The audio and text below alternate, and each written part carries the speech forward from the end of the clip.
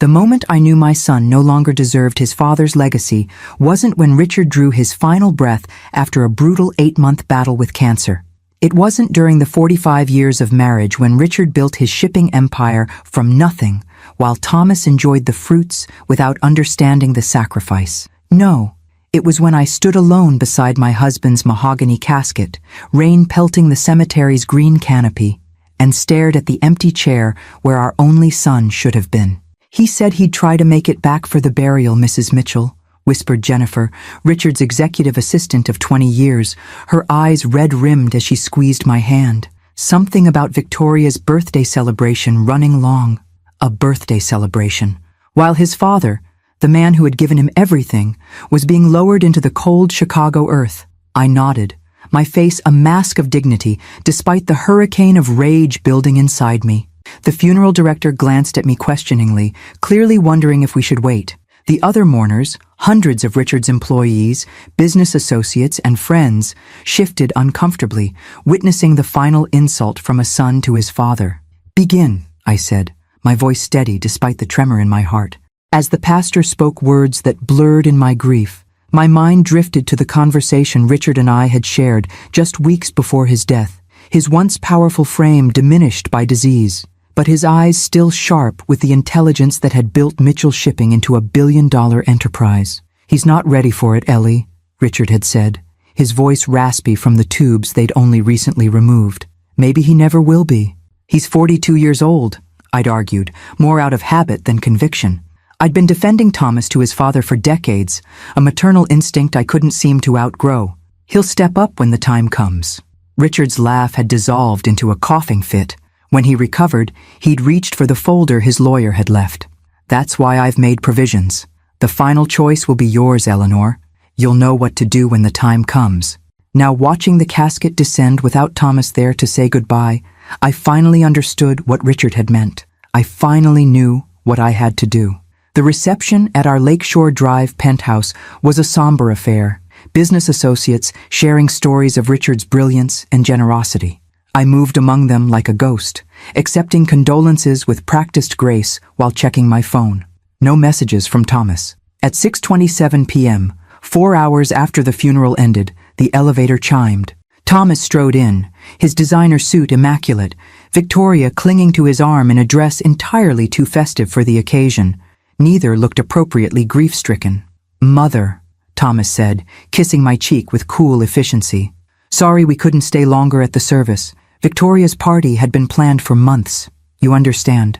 I looked at my son, Richard's golden boy with his father's strong jaw, but none of his character, and saw him clearly for perhaps the first time. "The reading of the will is tomorrow at 10 a.m., I said, my voice devoid of the warmth I'd always reserved for him. "Richard's attorney insists all beneficiaries be present." "About that," Thomas said, lowering his voice conspiratorially. "Victoria and I were hoping to fly to Aspen tonight. Can't we just handle the formalities next week?" Behind him, Jennifer gasped softly. Several of Richard's oldest friends turned away, unable to witness such callousness. "No, Thomas, we cannot." Ice had replaced the blood in my veins. "Be there, or the consequences will be significant." A flicker of uncertainty crossed his face. He'd never heard that tone from his doting mother before. "Fine, we'll reschedule our flight."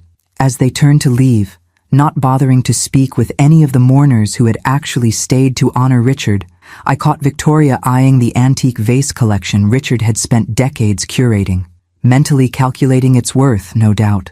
Later that night, alone in the bedroom I'd shared with Richard for over 4 decades, I opened the safe hidden behind his portrait. Inside was the envelope he'd instructed me to read after the funeral. My hands trembled as I broke the seal. "My dearest Eleanor," his letter began, "if you're reading this, 2 things have happened. I've left this world, and Thomas has finally shown you who he truly is. I've never wanted to break your heart by saying this, but our son is not the man we raised him to be." Tears blurred my vision as I read Richard's final instructions, the provision in the will, the choice he had left to me, the power to ensure Thomas would never profit from the father he couldn't be bothered to bury. "You'll make the right decision," Richard's letter concluded. "You always do." As dawn broke over Lake Michigan, bathing our bedroom in golden light, I made my choice. Thomas would learn tomorrow that actions and absences have consequences.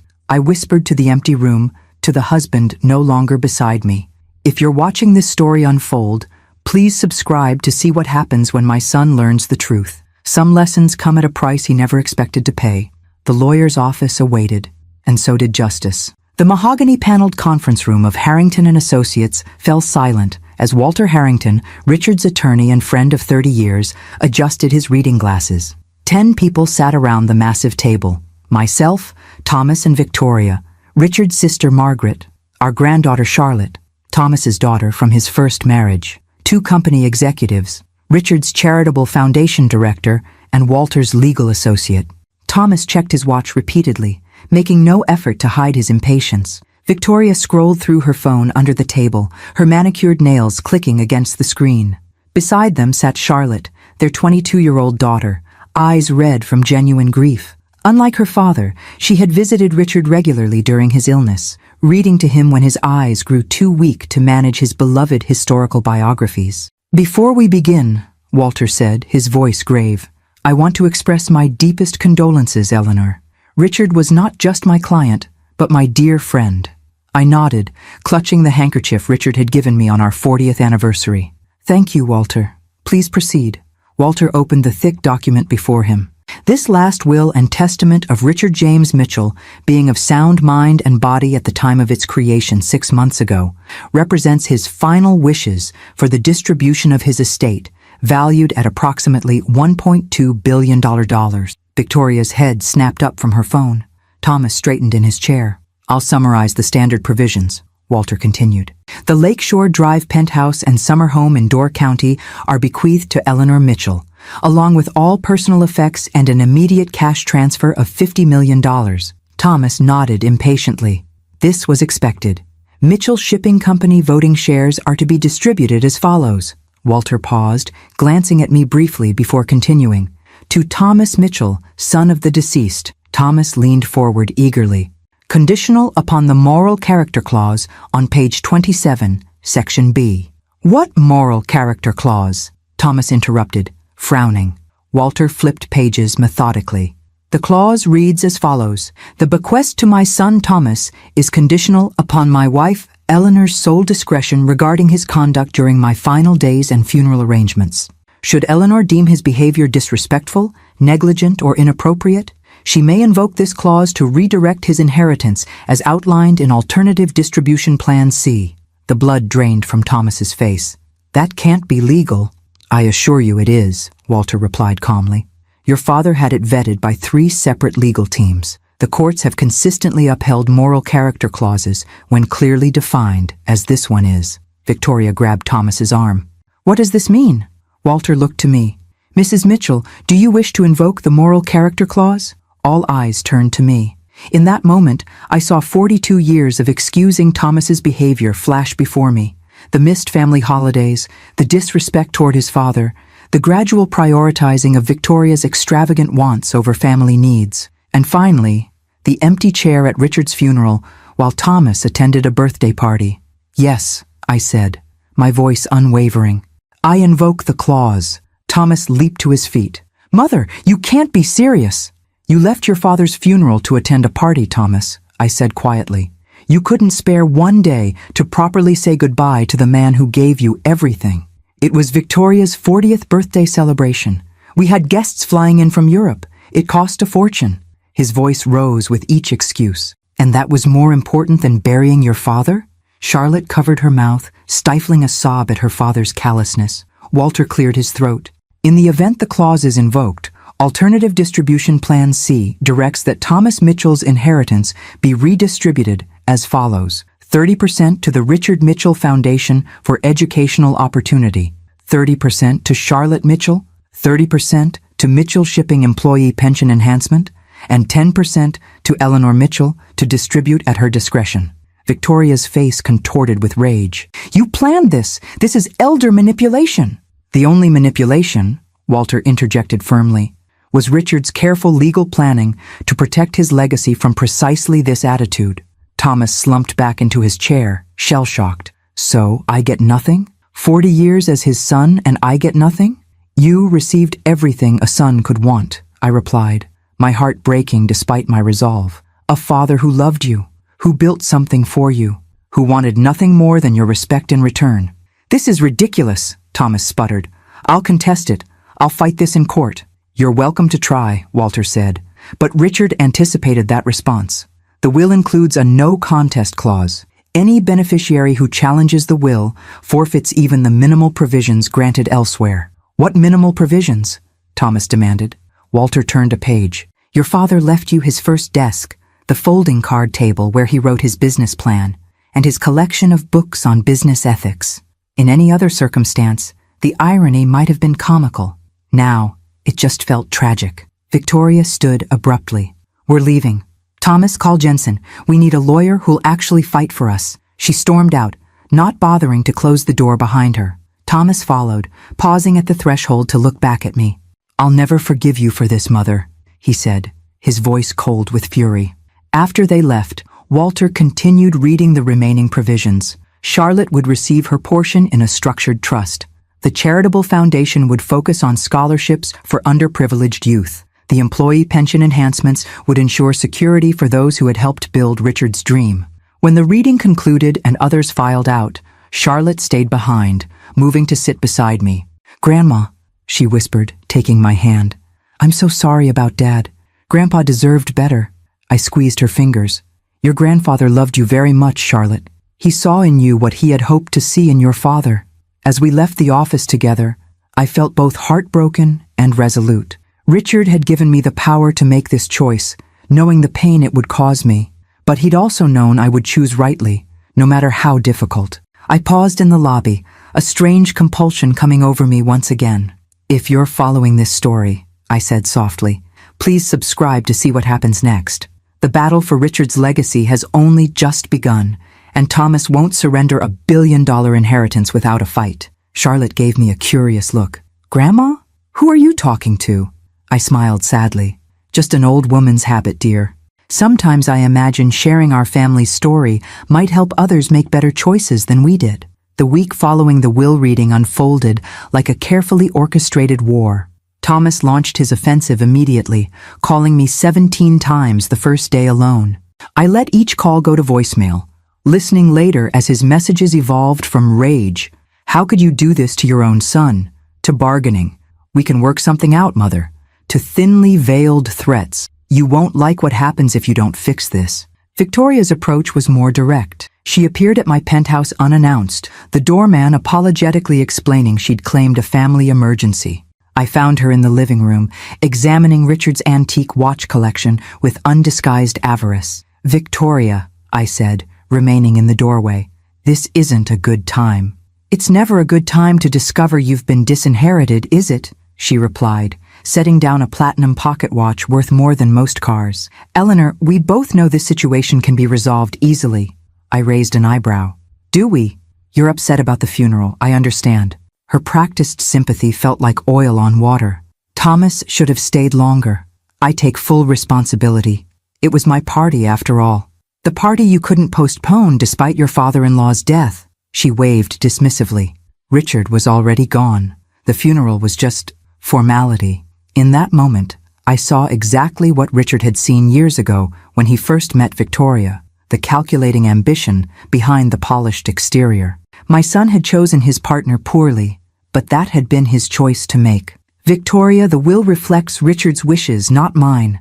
I simply honored them. Her facade cracked. This is absurd. Thomas is his only son. Being a son is more than biology, I replied. It's presence, respect, love, things Thomas withheld even as Richard was dying. Victoria's eyes narrowed. We can contest this, drag it through courts for years. Is that what you want for Richard's legacy? Public spectacle? Family laundry aired for everyone to see?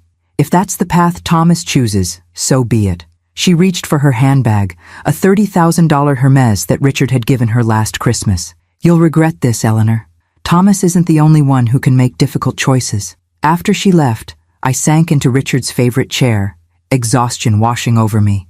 Our penthouse, once filled with Richard's booming laugh and endless energy, felt cavernous in his absence. I picked up the framed photo from his desk, Thomas at age 10, sitting proudly on the bow of Richard's first commercial vessel, father and son beaming in matching captain's hats.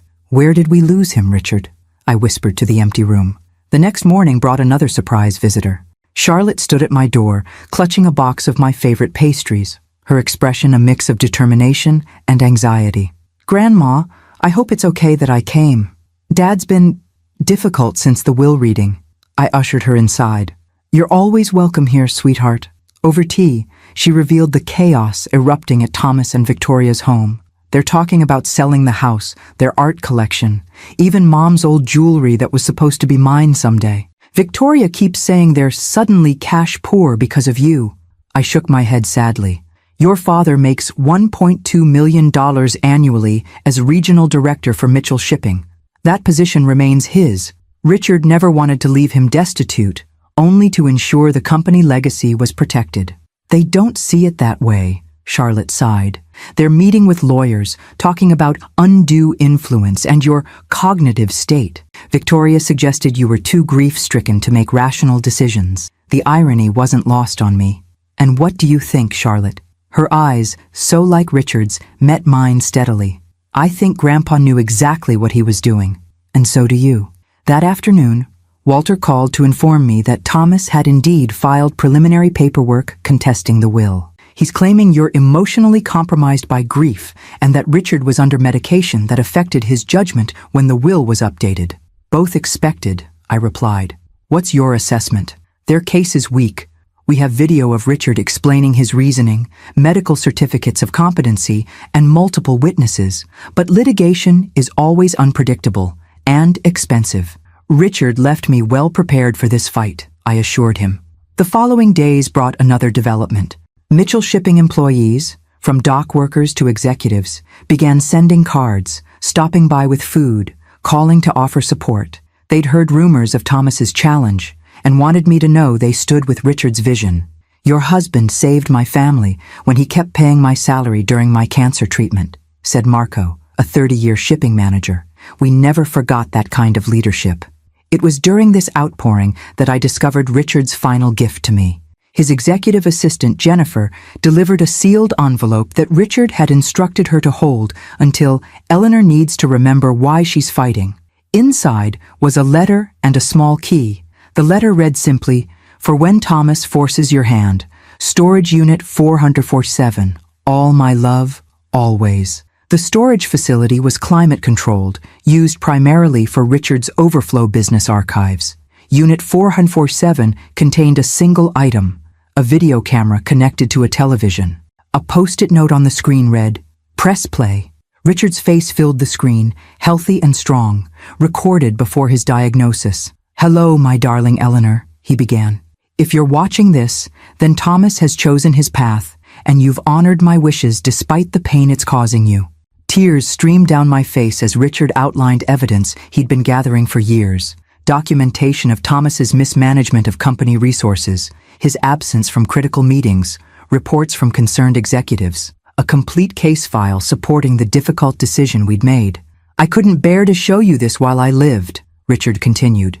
"You always wanted to see the best in our son. But I needed to protect what we built, not just for wealth, but for the thousands of families who depend on Mitchell Shipping doing business the right way." As the video ended, Richard looked directly into the camera. "Stay strong, my love. Remember that sometimes the kindest thing we can do for our children is to hold them accountable, even when it breaks our hearts." I left the storage unit with renewed resolve, Richard's wisdom fortifying me for the battle ahead. That evening, as I looked out over the Chicago skyline from our, now my, penthouse, I felt a familiar compulsion. "If you've been following this difficult journey," I said to the twinkling city lights, "please subscribe and share this story. Sometimes the hardest decisions we make for those we love are the ones they fight against the most." The legal papers arrived on a Tuesday morning, delivered by a stern-faced courier who couldn't meet my eyes. 56 pages of allegations, my deteriorating mental state, Richard's medication-induced confusion, and the most painful, claims that I had manipulated my dying husband against our only son out of jealousy over Thomas's relationship with Victoria. I set the documents on Richard's desk, now mine, and called Walter immediately. "They've gone nuclear," he said after I described the filing. "This isn't just contesting the will anymore. They're attacking your capacity, your character, and your marriage, all to avoid admitting Thomas couldn't spare one day to properly bury his father," I replied, surprising myself with my steady voice. "Eleanor, you should know. They've requested Richard's medical records, your phone records, and they're seeking depositions from household staff. They're looking for anything to suggest you influenced Richard unduly during his illness." A cold anger settled in my chest. Let them look. Richard and I made this decision together with clear minds and broken hearts. That afternoon, the first reporter called. Somehow, news of the Mitchell family dispute had leaked. By evening, 3 different Chicago business publications had reached out for comment. Mitchell Shipping, Air Battle's widow over billion-dollar estate, read one headline already circulating online. Charlotte called, distressed. "Dad gave an interview, Grandma. He's telling people you've had episodes since Grandpa got sick, that you've been confused, vindictive. Are you surprised?" I asked gently. I knew he was desperate, but this, her voice cracked, "He's dragging your name through mud for money. Money he doesn't even need. It was never about need with your father, Charlotte. It was about what he felt entitled to." The next morning, Jennifer arrived at the penthouse with a thick folder. "Mrs. Mitchell, I thought you should see this. The communications team prepared it after the news broke." Inside was a comprehensive media strategy to defend both Richard's decision and my enforcement of it. Press statements emphasizing Richard's sound mind. Testimonials from executives about Thomas's absenteeism, carefully curated photos showing Thomas missing from important company events while vacationing in exotic locations. "Richard authorized this?" I asked, stunned by the thoroughness. Jennifer nodded. "6 months ago. He said, 'If Thomas forces a public fight, we'll be ready to defend Eleanor's honor with the truth.' Even from beyond, Richard was protecting me. I touched the wedding band I still wore, feeling his presence. Let's hold off, I decided. We'll respond if needed, but I won't fire the first shot against my own son in public." Jennifer seemed relieved. "That's what Mr. Mitchell predicted you'd say. There's something else." She pulled a sealed envelope from her bag. "He asked me to give you this if Thomas went to the press." Inside was a handwritten note and a memory card. Richard's note read, "The nuclear option. Your call, my love. Use only if Thomas leaves no alternative." The memory card contained video footage. Thomas at company events, visibly intoxicated, making inappropriate comments to employees. Thomas arguing viciously with Richard during his illness, accusing him of emotional manipulation for asking him to attend board meetings. Thomas and Victoria mocking Richard's cancer symptoms when they thought no one was listening. I locked the card in the safe, sick at heart. Richard had known it might come to this, but had left the choice to me. The power to destroy our son's reputation with evidence of his own behavior. The lawsuit's first hearing was scheduled for the following week. In preparation, Walter arranged for me to be examined by 3 independent psychological experts to counter Thomas's claims about my mental state. "All 3 reports confirm what we know," Walter assured me. "You're perfectly competent, exhibiting appropriate grief, but no cognitive impairment." "Will it be enough?" I asked. "Combined with Richard's precautionary videos explaining his decision-making process?" "It should be. But Thomas has hired Grayson Mills. I recognize the name. Chicago's most aggressive estate litigator, infamous for scorched earth tactics. Prepare for personal attacks in court, Walter warned. They'll try to provoke you, make you appear unstable or vindictive. That night, unable to sleep, I wandered our penthouse, touching Richard's belongings, his reading glasses still on the nightstand, his favorite sweater I couldn't bear to move from the closet. In his study, I found myself opening drawers I'd avoided since his death. In the bottom drawer of his desk was a leather journal I'd never seen before. The first entry was dated 5 years earlier. "Thomas missed another board meeting today," Richard had written. "3rd this quarter. Claimed Victoria needed him for some charity gala. The board is noticing. Worse, he's noticing that they notice. Pride wounded, he lashed out, accused me of embarrassing him. When did my son start believing he deserves power without responsibility?"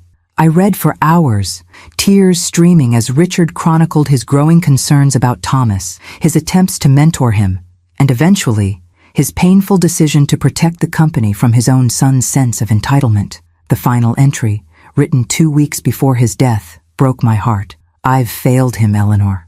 Or perhaps we both did, giving him too much while asking too little. The hardest part of dying isn't leaving the company, or even leaving you, my love. It's knowing I won't be here to help Thomas become the man he could still be. That burden now falls to you, and it's heavier than any I've asked you to bear. The next morning, I called Charlotte. I need you to deliver a message to your father. Tell him I'm willing to meet, just the two of us. No lawyers, no Victoria. Do you think he'll come? She asked, doubtfully. Tell him it's about a potential settlement, I replied. He'll come.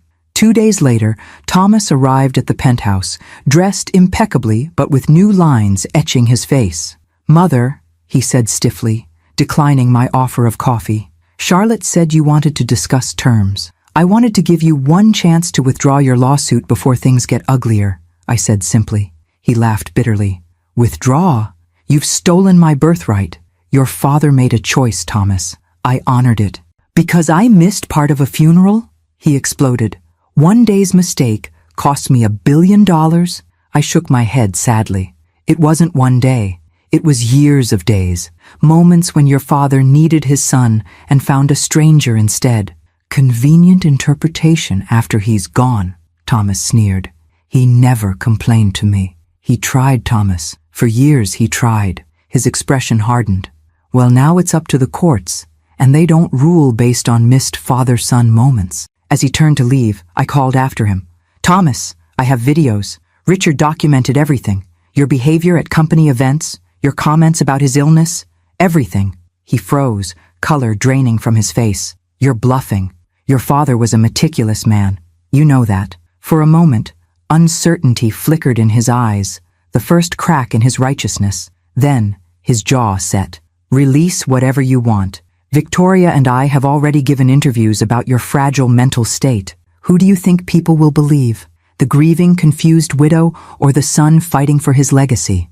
After he left, I sat alone in the growing darkness, Richard's journal clutched to my chest. The battle lines were drawn. My son had chosen scorched earth over reconciliation. For those following this painful journey, I whispered to the silent room, don't forget to subscribe.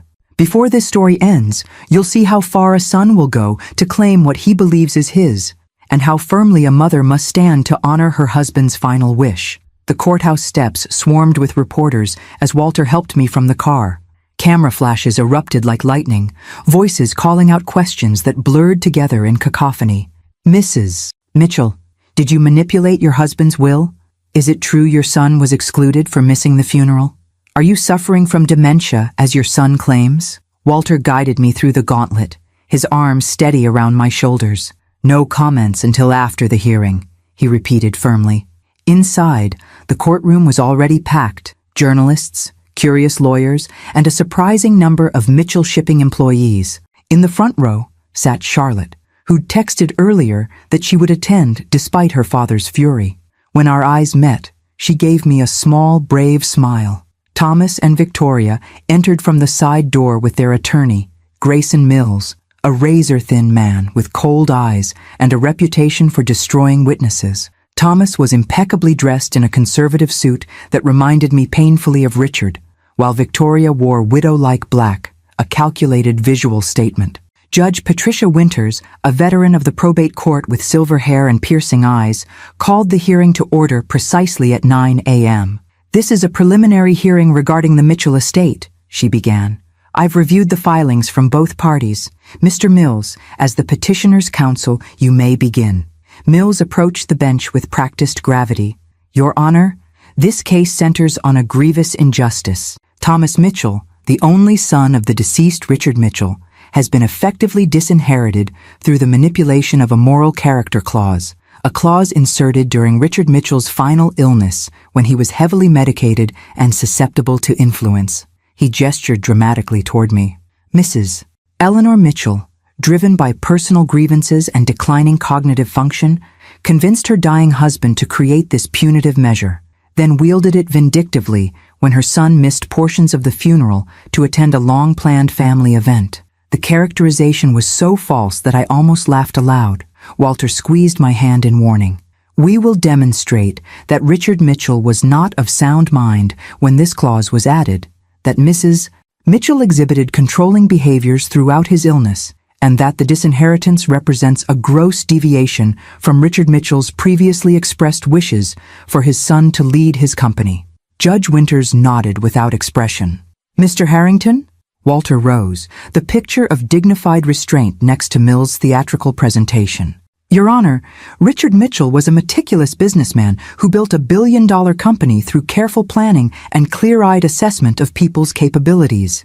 That same methodical approach extended to his estate planning. He gestured to the thick binders before the judge. The documentation we've provided demonstrates 3 critical facts. First, Richard Mitchell was certified mentally competent by multiple physicians throughout his illness, including the day the moral clause was added. Second, the clause itself was not a last-minute addition, but consistent with Richard's long-standing concerns about his son's commitment to the company and its values. And third, Mrs. Mitchell's invocation of the clause was not capricious, but the culmination of years of troubling behavior by Thomas Mitchell, behavior that reached its nadir when he chose to attend his wife's birthday celebration rather than fully participate in his father's funeral.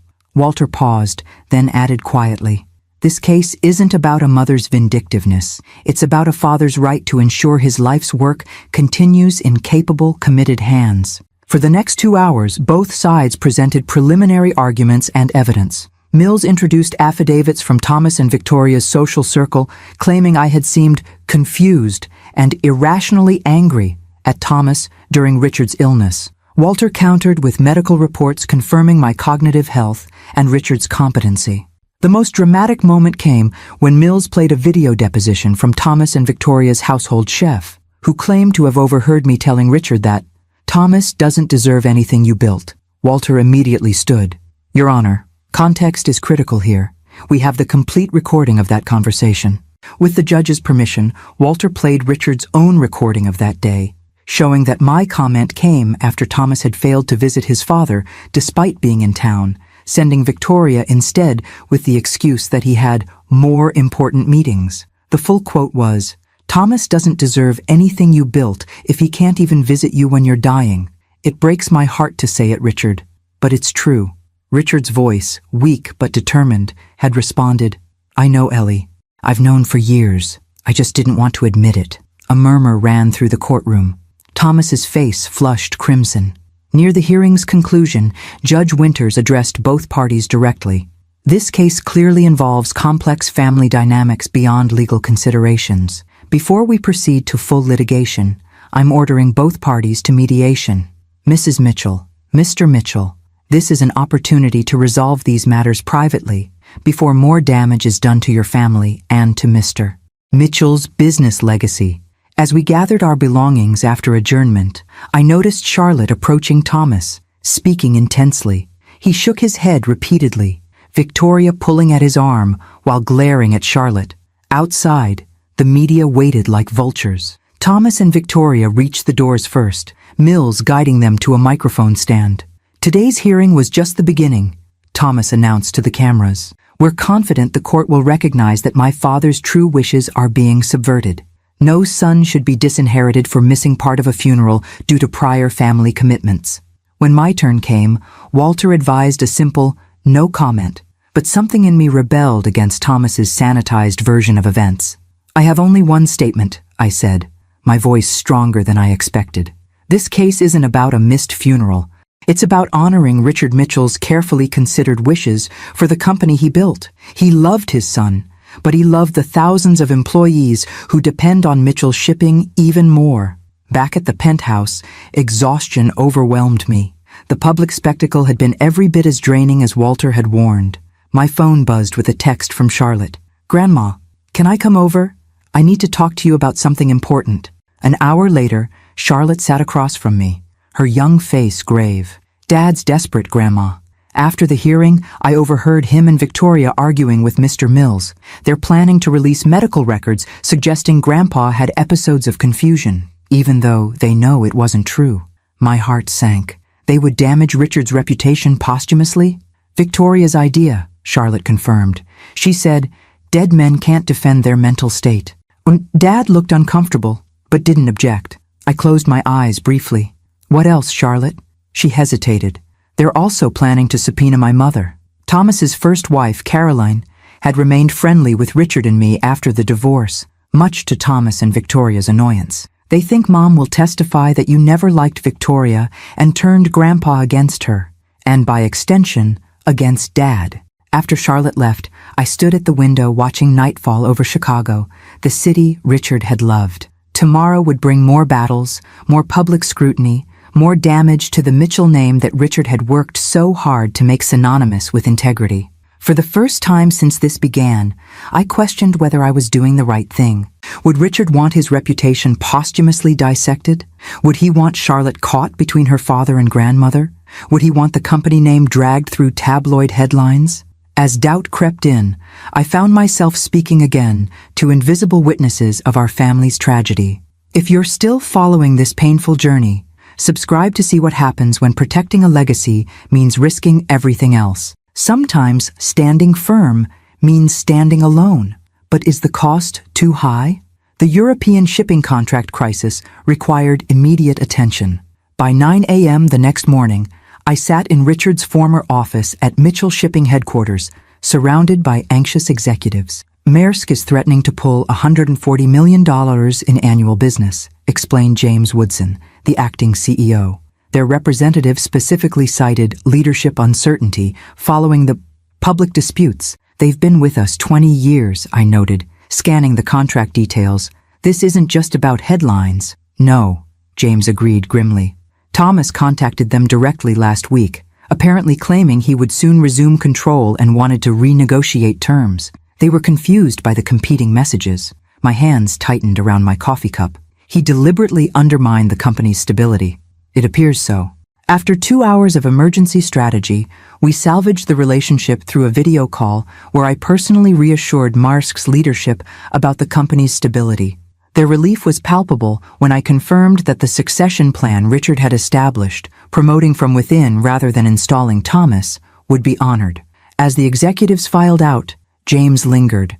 Mrs. Mitchell, there's something else you should know. Several senior staff have received aggressive job inquiries from Victoria. She's trying to identify who might be sympathetic to Thomas's position. She's looking for inside information, I realized. Or worse, trying to poach talent if they lose the case. Yes, and Thomas has been accessing sensitive files. As regional director, he still has high-level clearances. I made an immediate decision. Restrict his access. If he asks why, refer him to legal. That's a significant step, James cautioned. He is still an employee. An employee actively working against company interests, I countered. Richard would have done the same. By afternoon, the predictable explosion occurred.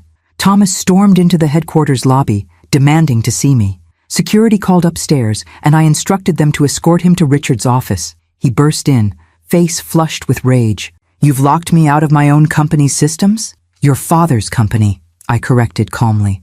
The one you're currently trying to damage through litigation and unauthorized contact with our partners. I built relationships with those partners for years. Relationships you're now leveraging to create instability. That stops today. Thomas paced, running his hands through his hair, a gesture so like Richard's that my heart constricted despite everything. This is absurd. I'm fighting for what's rightfully mine. No, Thomas, you're fighting for what you believe you're entitled to. There's a difference. He stopped pacing, his voice dropping dangerously. You know what Victoria says? She says you've always been jealous of me, that you resented how Dad groomed me to take over. The accusation was so ludicrous I almost laughed. Is that what she tells you?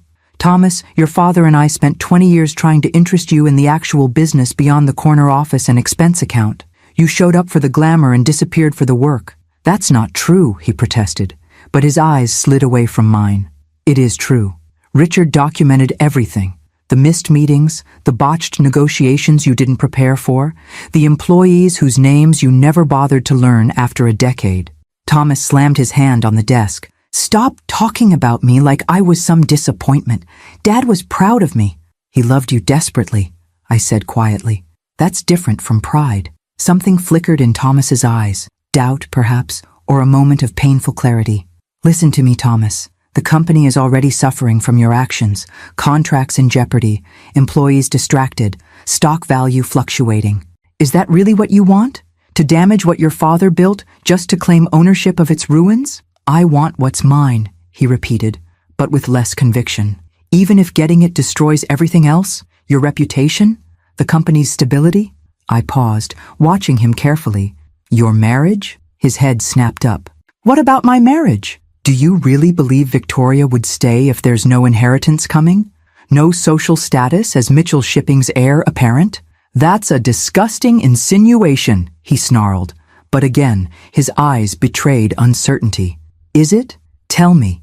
Where is she now, Thomas? Meeting with the lawyers? Planning the next attack? When was the last time she asked how you're feeling about losing your father? His face crumpled momentarily, before hardening again. You don't know anything about my marriage. I know that before Victoria, you visited your father every Sunday. I know you once valued family traditions like Richard's birthday fishing trips. All that changed when she decided those things weren't worth your time. That's not fair. And I know she was complaining about visiting your dying father in the hospital, calling it putting in her time until the payoff. Charlotte overheard her. Thomas went completely still. Charlotte? She's lying. When has Charlotte ever lied to you? Even when you missed her birthdays, her graduation, she never made up stories about you. She's always loved you too much for that. For a moment, Thomas looked lost, the confident, angry man replaced by a confused son trying to reconcile uncomfortable truths. Then his phone buzzed. He glanced at it, and his expression shut down. Victoria needs me at the lawyer's office, he said stiffly. This conversation is over. As he reached the door, I called after him. Thomas, whatever you decide about the lawsuit, know this. Richard's greatest regret wasn't disinheriting you. It was failing to help you become the man he knew you could be. He paused without turning, his shoulders tense. Then he walked out without another word. That evening, Charlotte called in tears. Dad came to my apartment. He asked if what you said was true, about Victoria's phone call. I told him everything. He just sat there, then left, without saying anything. I'm worried about him, Grandma. You did the right thing, sweetheart, I assured her, though my own concern was growing. Sometimes the truth hurts before it heals. Later, I received a text from Thomas himself, the first direct communication he'd initiated since the will reading. We need to talk, not about the lawsuit, about Dad. Tomorrow? I responded simply, come for breakfast. 8 a.m. Sleep eluded me that night. I wandered the penthouse, eventually finding myself in Richard's closet, running my fingers over his suits, inhaling the fading scent of his aftershave. In the pocket of his favorite jacket, I found a small notebook I'd never seen, different from his business journal. The first page read simply, Things I Wish for Thomas. What followed were not material bequests, but hopes, that he finds purpose beyond wealth, that he values relationships over status, that he discovers the satisfaction of building something meaningful, that he becomes a father who shows up for Charlotte. By the final pages, Richard's handwriting had grown shakier, written during his illness, that he understands someday why I made this choice, that he forgives both Eleanor and me, that he discovers it's never too late to become the person you were meant to be. Tears streamed down my face as I clutched this hidden testament to Richard's enduring hope for our son. Even as he'd made the painful decision to redirect Thomas's inheritance, he'd never stopped believing in his potential for growth. Oh, Richard, I whispered into the empty room, what would you have me do now? As dawn broke over Lake Michigan, I carefully placed the notebook on the breakfast table where Thomas would sit. Whatever happened next, he needed to hear his father's voice, not through lawyers or legal documents, but heart to heart, even across the divide of death. For those still following this painful journey, I said softly to the golden morning light, make sure you're subscribed to see the final chapter. Tomorrow may bring either reconciliation or permanent rupture, but whatever comes, we'll face it with the courage Richard always valued above all else. Thomas arrived precisely at 8, alone and visibly exhausted. Dark circles shadowed his eyes, and his usually immaculate appearance showed signs of neglect, his shirt slightly wrinkled, his hair uncombed. He looked older than his 42 years, grief and stress having etched new lines around his mouth. You came, I said simply, opening the door wider. I said I would. His voice lacked its recent hostility, replaced by a weary flatness that concerned me more. I led him to the kitchen where I'd prepared Richard's traditional weekend breakfast, scrambled eggs with herbs, sourdough toast, and strong black coffee. For decades, this had been our family ritual, until Victoria had deemed it boring and introduced Thomas to champagne brunches at upscale hotels instead. Thomas stared at the familiar spread. You remembered? Some traditions matter enough to preserve. We sat across from each other, the morning sun streaming through windows that showcased Chicago awakening below us. For several minutes, we ate in silence, the weight of unspoken words hanging between us. Finally, Thomas set down his fork. Victoria's gone. Though I'd suspected this might happen, hearing the confirmation brought no satisfaction.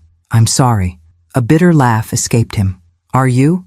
You practically predicted it. Being right about something painful doesn't make it less painful to witness, I replied. What happened? Thomas stared into his coffee. After our conversation yesterday, I confronted her about what Charlotte overheard. She denied it at first, then got angry that I would question her loyalty. He shook his head. We argued. Things were said. I asked her directly if she would stay if there was no inheritance coming, no prestigious position at Mitchell Shipping. And? She packed 3 suitcases, took her jewelry, including Mom's tennis bracelet you gave me for her last birthday, and said she didn't sign up for this humiliation.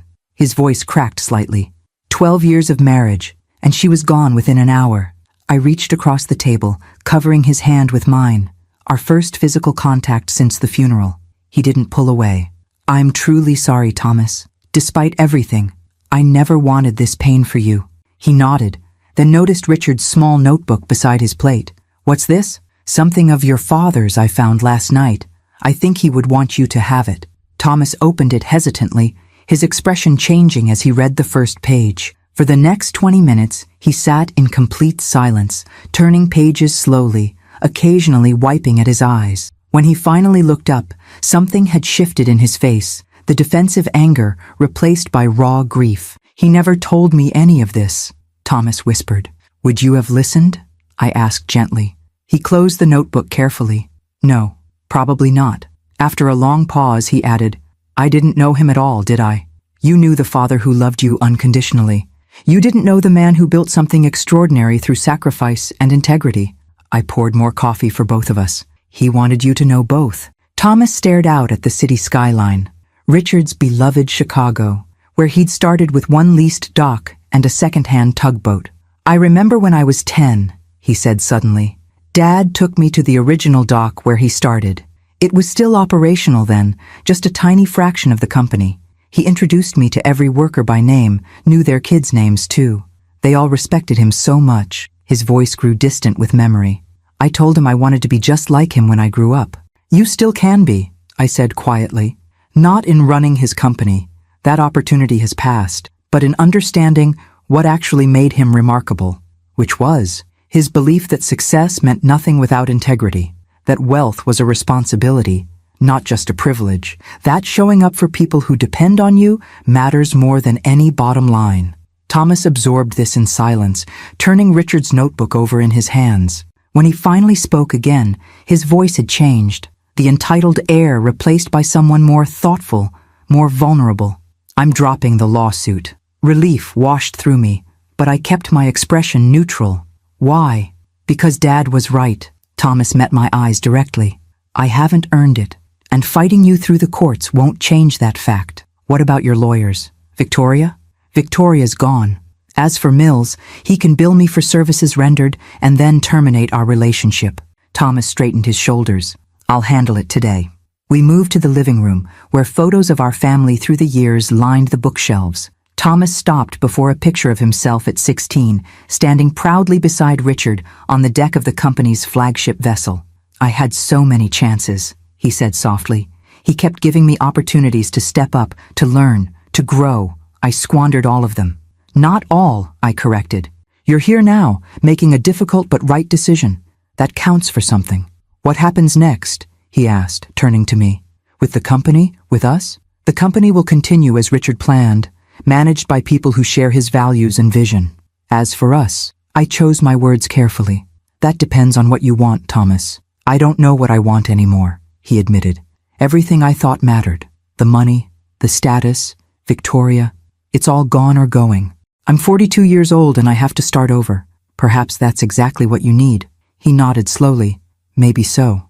As Thomas prepared to leave, he paused at the door. There's one more thing. I want to apologize to Charlotte. I've been a terrible father to her. It's never too late to change that, I said, thinking of Richard's final wish in his notebook. Would you? Thomas hesitated, showing a humility I'd rarely seen. Would you be there when I talk to her? I might need help finding the right words. Of course. After he left, I stood alone in the penthouse that had once vibrated with Richard's energy and vision. For the first time since his death, I felt something beyond grief, a quiet certainty that we had reached a turning point. 1 year later, on the anniversary of Richard's death, 3 figures stood beside his grave in the November sunshine. Thomas, Charlotte, and I placed white roses, Richard's favorite, against the simple granite headstone. He would be proud today, I said, watching Thomas adjust his tie, not the expensive designer brands he once favored, but a modest one suitable for his new position as Community Outreach Director for the Richard Mitchell Foundation. After dropping the lawsuit, Thomas had surprised everyone by asking not for money or position, but for a chance to learn about his father's philanthropic vision. Starting at the bottom, he'd spent months visiting Mitchell Shipping's community initiatives, learning firsthand about the educational programs and economic development projects Richard had quietly funded for decades. Charlotte, now completing her master's degree in environmental science with funding from her grandfather's trust, slipped her arm through her father's. Remember last week at the scholarship ceremony? When that kid from Southside said Grandpa's program was the only reason he could attend college? Your speech was perfect, Dad. Thomas smiled, a genuine expression that reached his eyes in a way his polished corporate smiles never had. I just told them what I've been learning myself. That true legacy isn't about money or buildings. It's about impact on lives. As we walked back toward the cars, Thomas lingered, letting Charlotte go ahead. Mom, he said quietly, I've been thinking about something. The company's educational initiative for employees' children. I'd like to expand it, create a presence in more neighborhoods, especially underserved areas. That sounds exactly like something your father would support, I replied, warmth spreading through my chest at his use of mom rather than the formal mother he'd adopted during the Victoria years. Would you look at the proposal with me next week? Your input would be valuable. I'd be honored. As we reached the cemetery gates, I felt that familiar urge one last time. Looking out at the golden autumn leaves, I spoke to those who had witnessed our journey. If you've followed our story to its conclusion, remember that true inheritance isn't what's written in legal documents. It's the values we live by, the impact we have on others, and the courage to begin again when we've lost our way. Please share this story with someone who needs to hear it, and subscribe for more journeys of healing and redemption. Thomas gave me a curious look. Who are you talking to, Mom? I smiled, linking my arm through his. Just an old woman's habit. Sometimes I like to imagine our story might help others navigate their own difficult paths. Like Dad's journal helped me? Thomas nodded thoughtfully. As we drove away from the cemetery, I glanced in the rearview mirror at Richard's final resting place. The painful choice he'd entrusted to me had ultimately achieved exactly what he'd hoped. Not punishment for our son, but transformation. Thomas wouldn't lead Mitchell Shipping as Richard had once dreamed, but he was finally becoming the man his father had always believed he could be. Some legacies, I realized, are measured not in dollars, but in wisdom finally received, lessons painfully learned, and relationships painstakingly restored. And by that measure, Richard Mitchell's legacy was richer than ever.